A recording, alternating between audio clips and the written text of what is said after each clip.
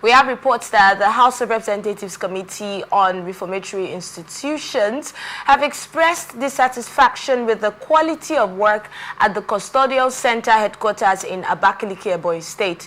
The committee's chairman, Chinedu Oga, made this known during their oversight visit to the state. Oga, who represents Ikwo Eza South Federal Constituency, said that the committee members were in the state to oversee the different custodial centers in the state to make recommendations to the relevant authorities to enhance professionalism and the welfare of the inmates. The lawmaker noted that he had already communicated with the Controller General of the Correctional Centers or Correctional Services to direct the contractors handling the project to return to the site and ensure the completion of the project. He warned that the House may be forced to ask the federal government to blacklist the contractors if they fail to heed the directives of the committee and return to the site. The committee also paid a courtesy visit or a courtesy call on Governor Francis Nwifuru. Oga reveals that 98%, this part of the story really got me, that 98% of the inmates in these custodial centers are state offenders, and that is the reason for the congestion of these correctional centers. Now, he also said that we have written to the Chief Justice of the Federation, we have written to Chief Judges of different states of the Federation. When you go around the correction service centers across the country, about 98% of the inmates are state offenders, while the remaining 2% are only national offenders, and it is very necessary that we do what we can to make sure that we decongest the correctional center. Congestion in correction, in fact, that's another topic. Let's even start from the contractors that have been asked to go back to work and go back to the site, else they might be sanctioned and they might be reported to the federal government. Should that really happen when you're giving a contract? You actually are giving this contract and then you have to be begged to complete the project. Well, I don't know what my guests will think about this, but let's start with Dandy. Okay. The reps stood up to carry out their function, which is the right thing to do. For them, it's an oversight function, and then they are representative of the masses. So, ordinarily, they should bring government closer, they should draw the government attention to the people, try to also speak out the plight of the masses. In this case, that's what they've done, and I applaud them for that.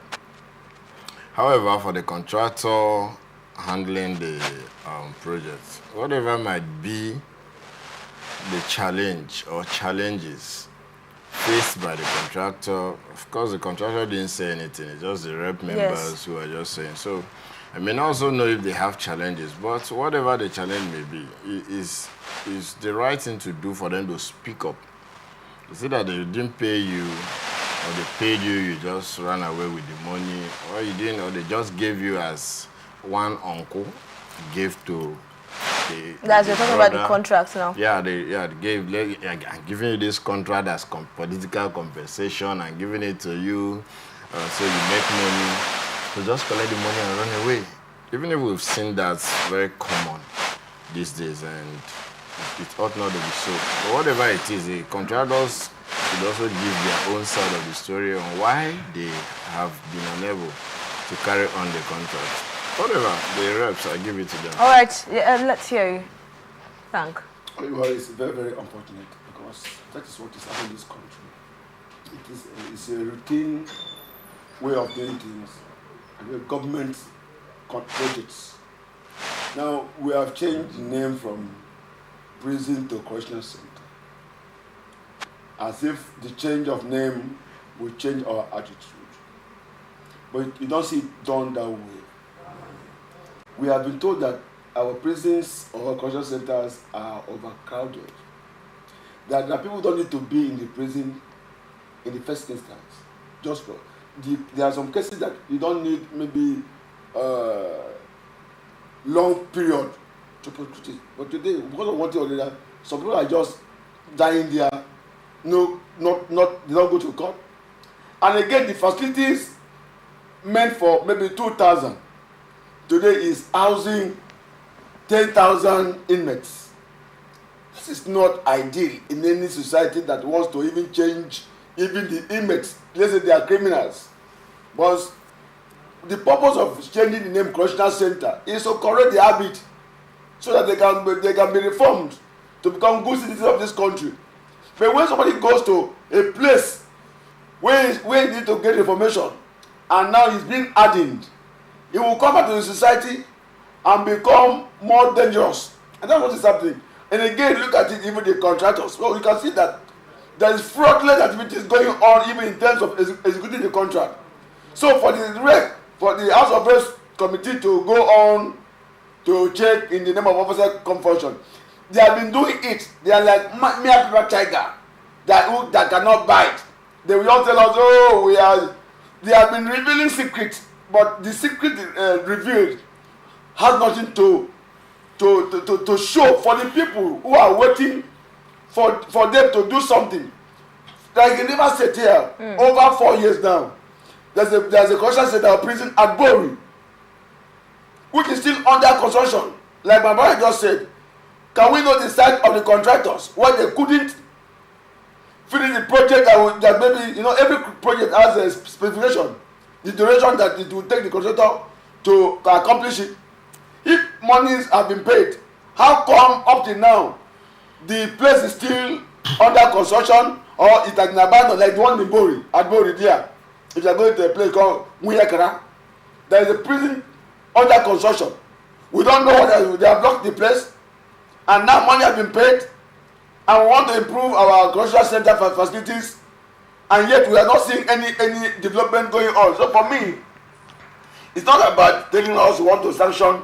We need to know what has led to the congestion of our prison, like they have said that they have written to the chief judges of the states and also maybe the Chief Justice of the Federation. They stated that about 98% of the inmates are state offenders. That's a big question. That begs the question. Does it mean that our state centers are actually congested on their own, and that is why they have to take all these people down to... No, see, it's not a prison. We have one correctional center, whether we're in any state. Based on your crime, you will be sent to that place. Like in Rivers, we have about 4 prisons or 4 correctional centers. We have in Port Harcourt, we have in Ahoda, we have in LLA, we have in Tegema. Like the Chief Judge of Rivers said, I must say it, at least once in a while, I've been following it up. There is also a release of some inmates, up to 1 or something, to at least to decongest the education facility, the one that close to, what do you call it, Marine Base. Is it, no. Close to Bundu, around Akwa Road axis in Port Harcourt. Once in a while, they do prison release of some inmates, those whose cases are not so to be for life imprisonment. At least once in a while, I've seen it done twice in a year or thrice in a year. But it's a good development. So if other states are not doing it, then it's not a good thing, because some of the people, for instance, like I said, my account was hacked and they use it for money. And for instance, somebody comes to me tomorrow, they say, Frank, I gave you money and you did not give it back. We need to engage in thorough investigation, because by using my account now, it's bearing my name, but I wasn't the one that defrauded the person. So I can even be taken to prison for what I did not do.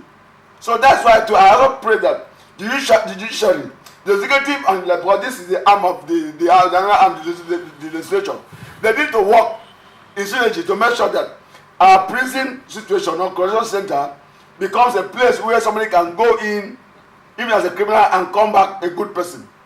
But trying to make the place horrible, because I was also told about the kind of food they give to them. Yes, another problem. Since he talked about, since they mentioned the welfare of these inmates, let's even go there. How do you think we can change the system? We've had too many stories, especially from those who have visited, on how the condition of these inmates or the condition of these correctional centers. So how do you think we can change the system? First of all, you ask, who are those persons that have even always been taken to correctional centers?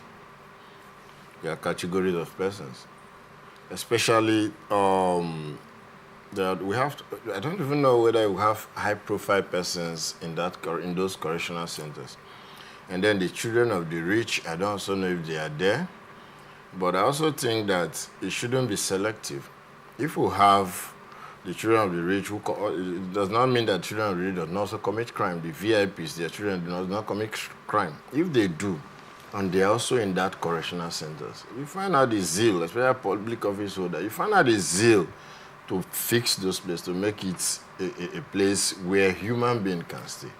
Do you think that's the problem of the correctional? Yeah, I think that's one of it. And if you feel nothing is my business in that area, in as much as everybody there have been termed as either criminals or lawbreakers and all that, so whatever it is, they should go there and die.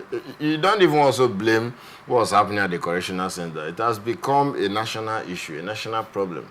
Which other area is working very well? The way we expect it. So it has also affected that correctional center. So I think it has to do with the political will for the government to see that every area in this country is very important to put in place. The welfare of the people also very important. If human beings should matter, those who are not even in correctional centers are also facing personal congestion. What do you mean? What I mean by that, yes. The president came in and said, don't suffocate the poor. So that's what I mean by personal congestion. Right now, the poor are being suffocated. They are not in prison. They are not in correctional centers. And they are almost being suffocated. So compare that to those who are in correctional centers. These are part of the challenges we have as a nation. So I think there should be a holistic tackling of our sectors, each areas. That should also affect the correctional center. That's why that center is being faced the way it is, from my own point of view. You know, the other time when we had the Kuje, not just the Kuje prison break, now the other time when we had the collapse of one of these prisons or one of these correctional centers in Nigeria, and then we heard, that was when we heard that the center was actually supposed to house a particular number, but currently it's housing, like, it was, I think, ×2 of that or ×3 of that, and it was really, really absurd. And to think about the situation of those people there, it's high time we get to talk about all of these things.